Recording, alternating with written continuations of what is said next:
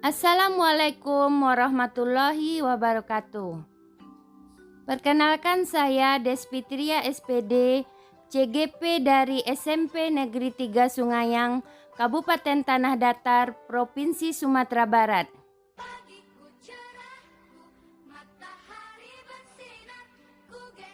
Kali ini saya akan menyampaikan tugas modul 1.4.A.10.1 mengenai aksi nyata. Sosialisasi kepada rekan guru SMP Negeri 3 Sungayang mengenai budaya positif. Sudah ada modul 1 itu 4 poinnya. Yang pertama, filosofi pendidikan menurut Ki Hajar Dewantara. Modul 1.2 nilai dan peran guru penggerak, 1.3 visi guru penggerak, dan 1.4 budaya positif di sekolah. Sekarang kita mulai dengan modul pertama 1.1, yaitu filosofi pendidikan menurut Ki Hajar Dewantara, yang istilahnya sekarang adalah Merdeka Belajar. Jadi kemarin ini saya sudah mencobakan, setelah mendapat pendidikan mengenai filosofi pendidikan menurut Ki Hajar Dewantara, di sana saya mendapat gambaran, mendapat ilmu baru bahwa intisari dari Merdeka Belajar menurut filosofi pendidikan Ki Hajar Dewantara itu diantaranya adalah pertama, kita harus melaksanakan pembelajaran yang menyenangkan dan berpusat pada siswa. Jadi kita mungkin selama ini agak monoton, banyak ceramah atau inovasinya kurang. Jadi membuat anak kita motivasinya untuk belajar jadi berkurang. Maka sebagai guru kita harus melaksanakan pembelajaran yang menyenangkan. Karena setiap anak itu dia punya potensi dan punya keunikan. Ya, jadi ini saya contohkan yang sudah saya contohkan kepada kelas 7 dan kelas 8 yang sudah saya masuki. Ternyata mereka, ini jujur ya Bapak Ibu, mereka punya potensi, punya keinginan untuk belajar. Seperti contohnya Albert ya. Albert ini kan selama ini kurang motivasinya untuk belajar. Ternyata setelah saya pandu berbagai metode, ada kemajuan sedikit. Malah kelompok mereka itu yang tampil lebih aktif. Jadi anak kita tuh memang butuh sesuatu yang baru dan berpusat pada siswa. Kemudian menghargai potensi dan keunikan siswa. Jadi siswa kita tuh unik, sangat unik. Terutama di sekolah kita ini, kita harus menghargai potensi mereka. Harus menghargai bahwa mereka tuh unik. Ada yang suka matematika, suka IPA, suka kesenian, dan kita tidak boleh memaksakan kehendak kita kepada mereka. Nah, kemudian kita harus menyatukan kodrat alam dan kodrat zaman. Ternyata menurut Ki Hajar Dewantara, kita tidak terlepas dari kodrat zaman. Di samping kodrat alamnya, mereka itu tumbuh memang seperti itu adanya, ya, gennya seperti itu. Tapi bagaimana tuntutan zaman sekarang dengan teknologi ilmu pengetahuan yang lebih, kita pun harus mengikutinya. Karena tidak mungkin anak-anak lebih pandai daripada kita, itu kenyataannya sekarang, dan kita harus menyeimbangi. Kita lanjutkan. Capaian Merdeka Belajar. Jadi tujuan Merdeka Belajar menurut Ki Hajar Dewantara itu adalah kita harus mewujudkan profil pelajar Pancasila. Ada 6 profil pelajar Pancasila. Untuk kali ini saya memilih yang cocok untuk sekolah kita adalah yang pertama ini, beriman dan bertakwa kepada Tuhan Yang Maha Esa. Mengapa itu yang saya pilih kemarin? Karena itulah landasan untuk mereka dalam bertindak ke depannya. Kalau iman dan akhlaknya tidak ada, otomatis pengetahuan yang lain, gotong royong, kebinekaan, mandiri dan nalar kritis tidak akan menghasilkan yang terbaik. Jadi kita sesuai dengan sekolah kita ingin mencapai profil pelajar Pancasila yang pertama. Jadi saya mengajak kepada teman-teman, sudah kita arahkan mereka untuk paginya sholat duha, membaca Asmaul Husna, mengaji, ada tapis nanti kegiatan kita sesuai dengan visi sekolah. Ya, jadi kita bekerja sama. Kita lanjutkan. Konsep Merdeka Belajar itu sebenarnya intinya begini, bagaimana mereka itu mengistimewakan mata pelajaran yang disukai. Jadi mereka istimewa, kalau kesenian seperti Albert, dia istimewa kesenian seni budaya, tapi tidak meremehkan pelajaran yang lain. Walaupun mereka suka seni budaya, jangan meremehkan matematik, IPA, IPS dan lainnya. Jadi itu konsep Merdeka Belajar. Kita lanjutkan. Nah, ini modul 1.2 nilai dan peran guru penggerak. Guru penggerak harus memahami dan menerapkan nilai dan perannya dalam mewujudkan Merdeka Belajar dan menjadikan semua siswa mencerminkan pelajar Pancasila sejati. Jadi saya hendaknya menghayati nilai dan peran saya. Banyak nilai dan peran, salah satunya saya mengajak teman-teman berkolaborasi dengan teman-teman. Kalau bekerja sendiri saja itu bukan nilai dan peran guru penggerak. Yang guru penggerak itu menggerakkan teman-teman untuk berinovasi, untuk mewujudkan Merdeka Belajar. Kalau kenyataannya memang sulit untuk merubah sesuatu itu, apalagi untuk sekolah kita. Kita sudah tahu bagaimana sekolah kita. Cuman kita tidak boleh putus asa, berusaha untuk merubah. Kalau hasilnya mungkin 2 atau 3 tahun lagi. Jadi untuk mencapai tujuan pelajar Pancasila yang pertama tadi, kita harus bergerak sama-sama. Kita lanjutkan dengan budaya positif di sekolah. Jadi kemarin saya dapat ilmu baru lagi, budaya positif di sekolah. Jadi untuk mewujudkan profil pelajar Pancasila yang kita inginkan itu, kita harus mewujudkan dulu budaya positif di sekolah. Apa itu budaya positif sekolah? Mewujudkan lingkungan yang aman, yang nyaman, yang tentram. Jadi anak itu nyaman dulu. Nah, itu yang harus diutamakan. Kalau mereka tidak nyaman, tidak tentram berada di sekolah, otomatis yang kita niatkan untuk kegiatan apapun tidak akan berhasil. Jadi kita harus budaya positif dulu di sekolah. Apa saja budaya positif itu lingkupnya? Ada disiplin positif. Itu dari diri siswa itu sendiri, bagaimana dia mendisiplinkan dirinya sendiri. Melalui apa? Melalui motivasi intrinsik, motivasi dalam diri. Jadi yang budaya positif itu akan terwujud kalau siswa itu punya disiplin diri sendiri dengan menggali motivasi dalam diri. Sekarang kan kita yang banyak motivasi dari luar, kita sebagai guru atau lingkungan itu yang banyak hanya ekstrinsik, dari luar yang berperan. Padahal seharusnya mereka itu intrinsiknya yang harus dikeluarkan, potensi yang ada, motivasi dari dalam, mau jadi apa, inginnya kemana, itu yang ditujukan. Kemudian nanti di dalam budaya positif akan terwujud kalau adanya keyakinan sekolah atau kelas. Kemudian ada juga 5 posisi kontrol dari guru dan segitiga restitusi. Apa tujuan budaya positif? Agar visi dan misi sekolah yang dicita-citakan dapat terwujud melalui rasa aman, rasa nyaman, dan kepedulian terhadap semua warga sekolah. Nah, kita lanjutkan.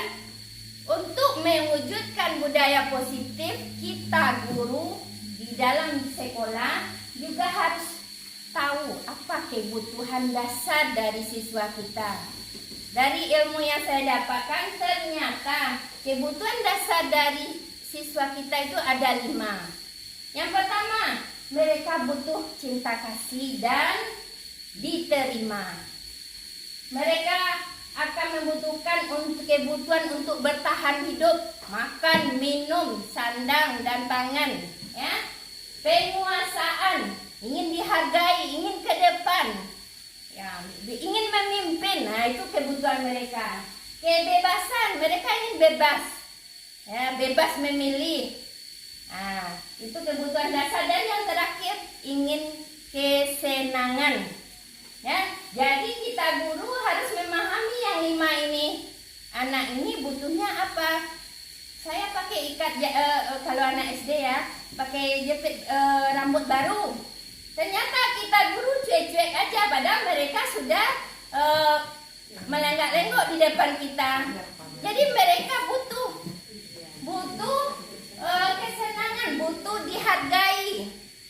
Nah, kemudian anak kita tidur-tiduran aja di dalam kelas, malas-malasan. Ternyata mereka ingin perhatian dari kita, kasih sayang, di samping dari orang tuanya. Sekarang di mana posisi kita guru selama ini? Sudahkah kita menerapkan atau memahami anak kita sesuai dengan tingkah lakunya? Itu yang akan kita koreksi bersama-sama, termasuk saya sendiri. Saya baru dapat ilmu, baru memahami, itu yang kita kerjakan sama-sama. Kita lanjutkan. Saya ada sebuah contoh.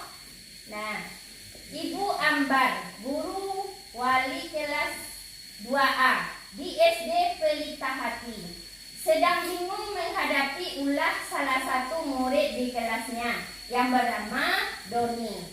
Beberapa anak di kelas 2A telah datang pada wali kelas ini dan mengeluhkan Doni yang seringkali meminta bekal makan siang mereka dengan paksa. Jadi Doni ini hampir setiap hari mengganggu temannya, meminta bekal makan siang dengan paksa. Coba kita analisa, kira-kira apa yang harus kita lakukan seandainya itu terjadi pada anak kita, pada siswa kita.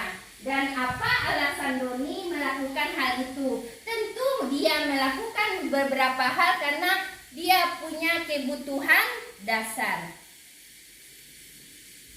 Nah, kira-kira dari 5 yang tadi Bapak Ibu, apa jawabannya kira-kira?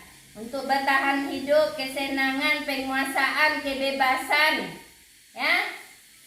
Nah, itu yang akan kita jawab. Bagaimana? Apakah kelimanya itu butuh oleh si Doni? Apakah Doni butuh kelimanya atau hanya beberapa?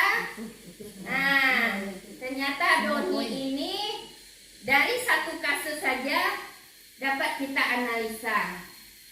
Coba kita bahas ya. Jadi menurut kita tadi kelima-limanya Doni ini butuh. Tapi coba kita baca, kita analisa. Yang pertama, ternyata Doni butuh untuk bertahan hidup. Mungkin saja mamanya tidak ngasih makanan di rumah. Dia perut lapar, ya. Makanya dia mengganggu teman. Coba ya, dari kasus Doni di atas, apabila jawaban Doni ketika ditanya oleh Ibu Ambar adalah, ini contohnya seandainya dia menjawab, saya lapar Bu, orang tua saya tidak membawakan bekal makan siang. Apakah pantas Doni membuat seperti itu? Kalau dia sangat lapar, tentu pantas ya. Nah, kemudian Doni berusaha untuk memenuhi kebutuhan hidupnya. Daripada kelaparan, perut sudah sakit, tentu dia meminta kepada teman. Mungkin saja sudah berusaha meminta dengan baik-baik, tapi tidak diacuhkan, terpaksa dipaksa. Nah, coba yang kedua. Setelah kebutuhan bertahan hidup, ternyata Doni ini juga butuh cinta dan kasih sayang. Mengapa? Contoh dari kasus itu, apabila nanti Doni menjawab alasannya mengambil bekal teman karena dia merasa senang temannya jadi memperhatikan dia. Banyak teman yang mengadukan. Nanti oleh Wallace diadukan ke orang tua. Ya, orang tua dipanggil. Selama ini mungkin orang tua cuek-cuek aja, tidak dikasih anak bekal, disangkanya tidak apa-apa. Ya, tapi karena pengaduan dari wali kelas, orang tua jadi terbuka pikirannya, hatinya untuk memperhatikan si Doni. Ya enggak ibu-ibu. Jadi karena dipanggil orang tuanya, seolah-olah orang tua mungkin selama ini cuek, maka cinta dan kasih sayang, perhatian dari orang tua mulai muncul.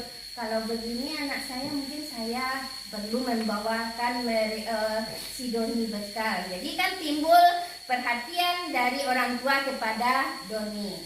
Kita lanjutkan. Selain yang dua ini kira-kira ada lagi ya. Nah, kita perhatikan. Kebutuhan penguasaan. Mengapa?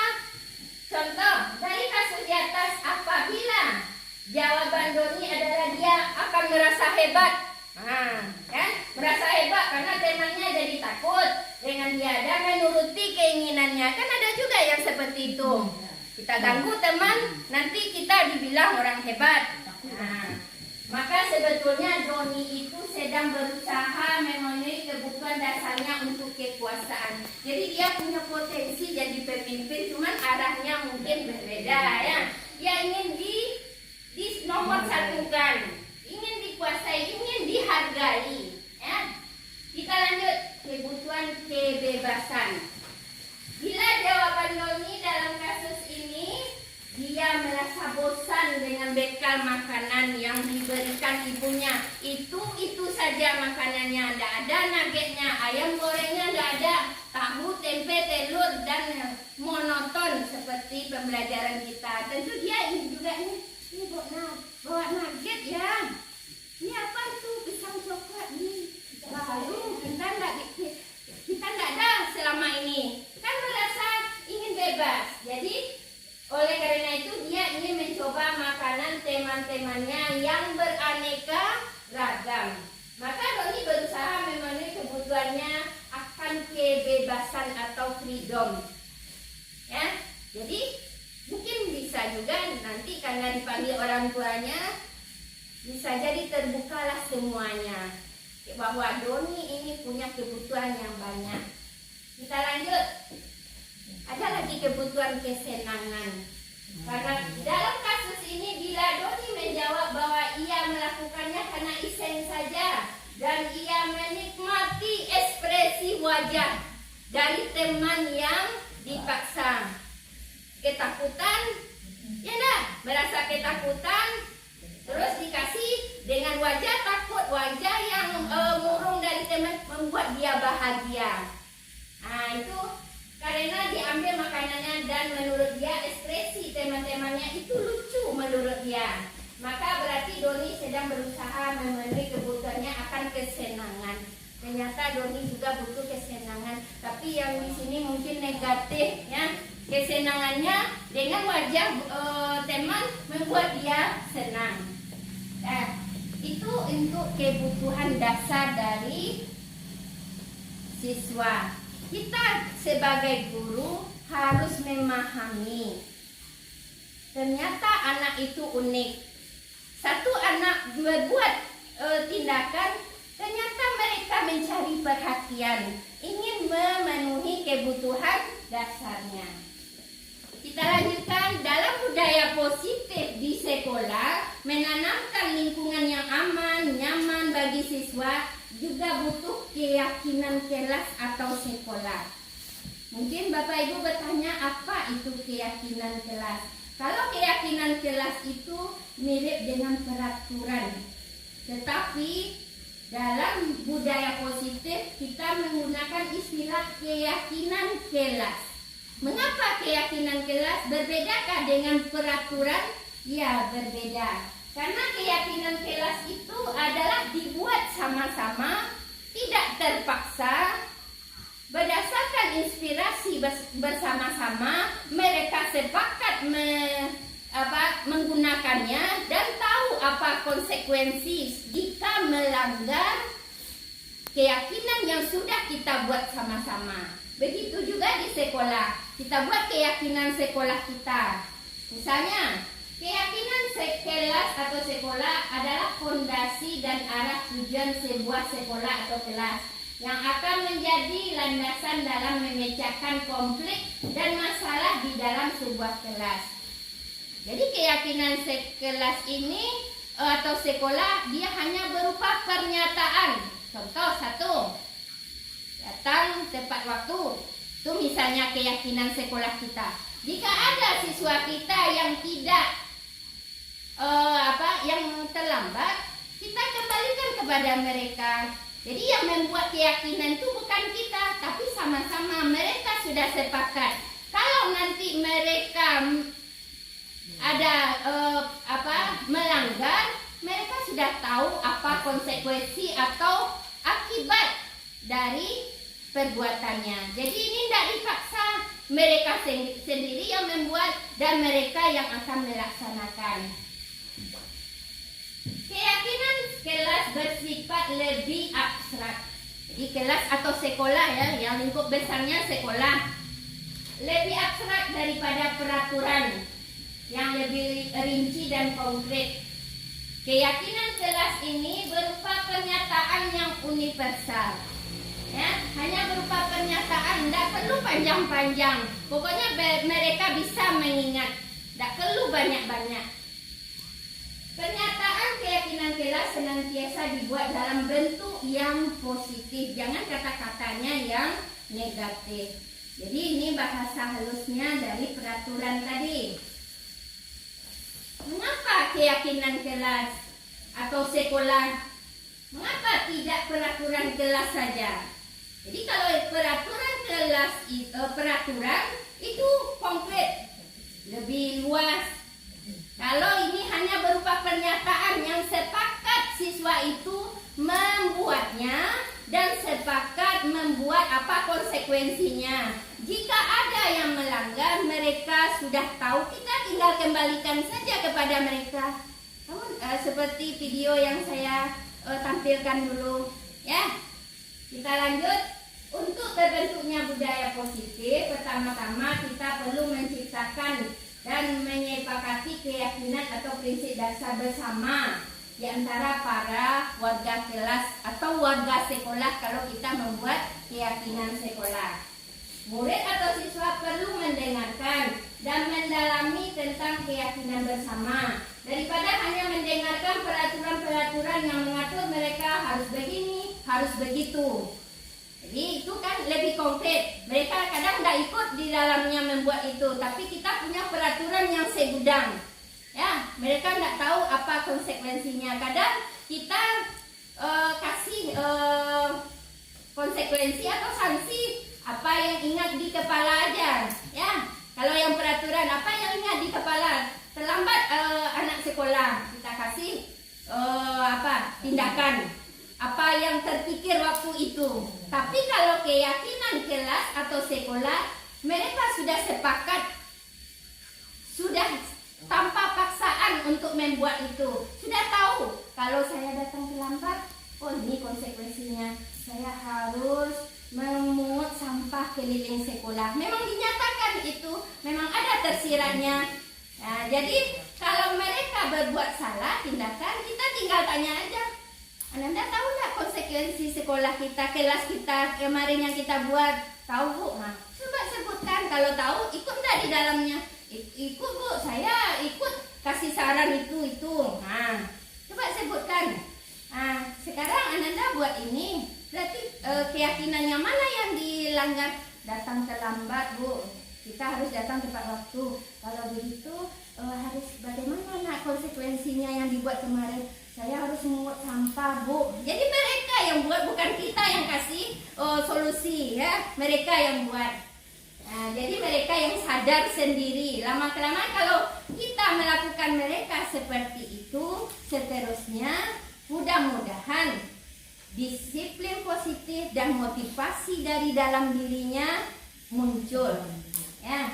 Jadi saya baru dapat ilmu, karena ilmu ini sangat bagus, lebih banyak BK-nya ya, ilmu jiwa untuk anak. Kita harus memahaminya. Kita contohkan ya, keyakinan kelas yang akan kita buat nanti. Jadi nanti saya minta kolaborasi dari teman-teman, terutama masing-masing kita guru mata pelajaran. Nanti mau semester 2 kita masuk pertama, jangan kasih ilmu apa, oh ini bukan, sekarang kadenya ini. Jadi kita buat dulu keyakinan kelas dengan ibu belajarnya seperti. Demikianlah sosialisasi saya tentang modul 1.4 di Sekolah SMP Negeri 3 Sungaiang. Terima kasih. Wassalamualaikum warahmatullahi wabarakatuh.